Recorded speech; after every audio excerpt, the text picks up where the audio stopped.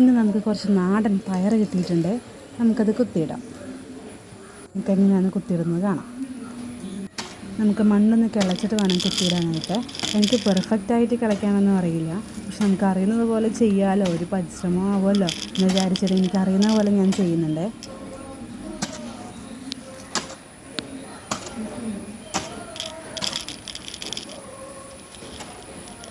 അത്യാവശ്യം കുഴപ്പമില്ലാത്ത പോലെ ഞാൻ കിളച്ച് വെച്ചിട്ടുണ്ട് മണ്ണൊക്കെ ആയിട്ട്.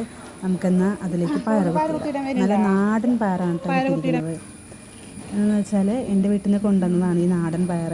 ഇത് 3 സൈസുള്ള പയറാണ് കേട്ടോ. കറുത്ത പയറുണ്ട്, 2 കളറിലുള്ള പയറുണ്ട്. അങ്ങനെ 3 സൈസുള്ള പയറാണ് ഇവിടെ ഉള്ളത്. ചോദിച്ചത് എന്താണ് കുഞ്ഞോ?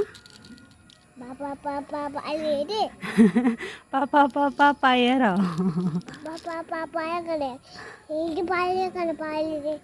കണ്ടു. ഞാൻ മാത്രമല്ല, എൻ്റെ കൂടെ തോജിട്ട് ഉണ്ട് പയർ കുത്തിയിടാനായിട്ട്. അപ്പോൾ നമുക്ക് വലിയ കുഴിയൊന്നും ആവശ്യമില്ല. നമുക്ക് കൈ കൊണ്ട് തന്നെ ജസ്റ്റ് ഒന്ന് ചെറിയൊരു കുഴി ഉണ്ടാക്കിയിട്ട് അതിലേക്ക് മണ്ണിട്ട് മൂടി കൊടുക്കാം.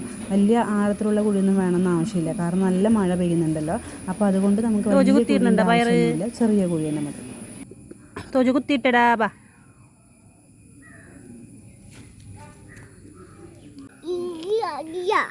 ഇട് അതിൻ്റെ ഉള്ളിട്.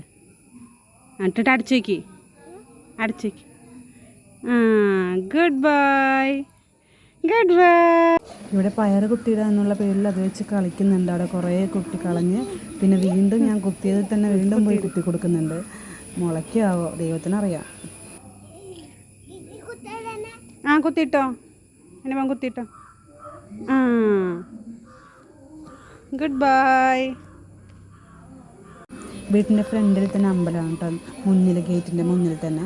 അതിൽ പാട്ടാണ് നിങ്ങൾ കേൾക്കുന്നത്. നമുക്ക് അത്യാവശ്യം കൃഷി ചെയ്യാനുള്ള സ്ഥലം നമ്മുടെ പറമ്പിൽ തന്നെ ഉണ്ട്. അപ്പോൾ നമുക്ക് ഇനിയൊരു വീഡിയോ ആയിട്ട് നമുക്ക് വീണ്ടും കാണാം കേട്ടോ.